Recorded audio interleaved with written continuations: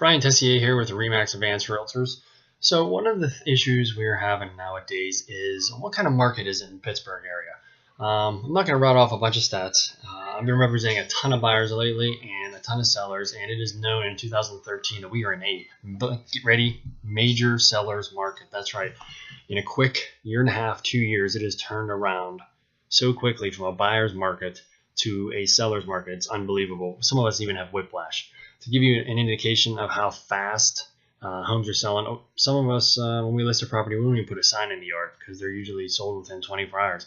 Now, I'm going to stick a little asterisk here. That, of course, means if you're priced relatively correctly. There was a time when I have buyers and I tell them, don't even look at the list price because we'll get it well below that. And we go look at it, and then we bring back the parents a week, 2 weeks later, and the property would still be there. I'm here to tell you those days are over. I have buyers now where I can't even get them out there fast enough. I mean, as soon as the property goes on the market, for instance, this is one buyer.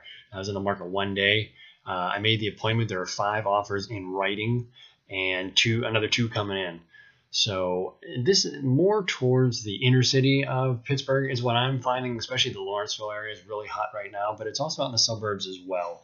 So what does this mean? Well, this means obviously sellers, it's a great time for you to list and sell, and it's also a great time to buy because interest rates are still super low and they're not going to be that way for long. Some of the downsides for buyers are they're kind of getting discouraged. Some don't even want to put offers in. Some buyers don't even want to go out and look at properties. There was a time anytime I had a buyer, we'd schedule 10 properties to look at and then kind of narrow it down to 3 and then pick another one. Well, that's no longer the case. I mean, as soon as many buyers are experiencing being outbid with multiple offers, which basically means you had no chance. So as soon as the property goes on the market, they're calling me and we're going out just to look at one house and then making a decision from there. So what is a solution to the problem for the buyer? What can you do to get your bid accepted?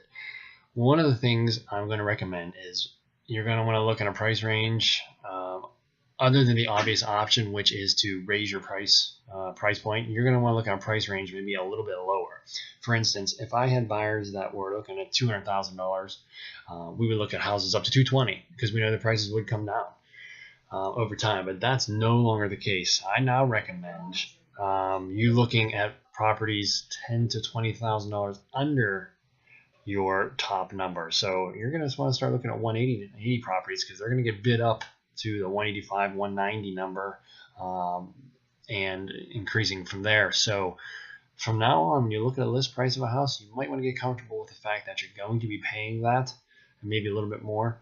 This is a huge adjustment, and as realtors and appraisers and mortgage people make the adjustment, some of the issues we're having is it's so fast. So it's hard for everybody to adjust to these changes in the market so quickly. So I do want to say, be patient with your realtor, be patient with your lender, and as hard as it is for me to say, be patient with your appraisers because they're having a hard time catching up because they have to look at sold comps in the last 6 months. So as the listings are becoming more valuable, they're having a hard time making that adjustment to banks saying, look, it's worth $5,000 more now than it was 6 months ago. So that's it. If you need any further advice, BrianTessier.com. Thanks.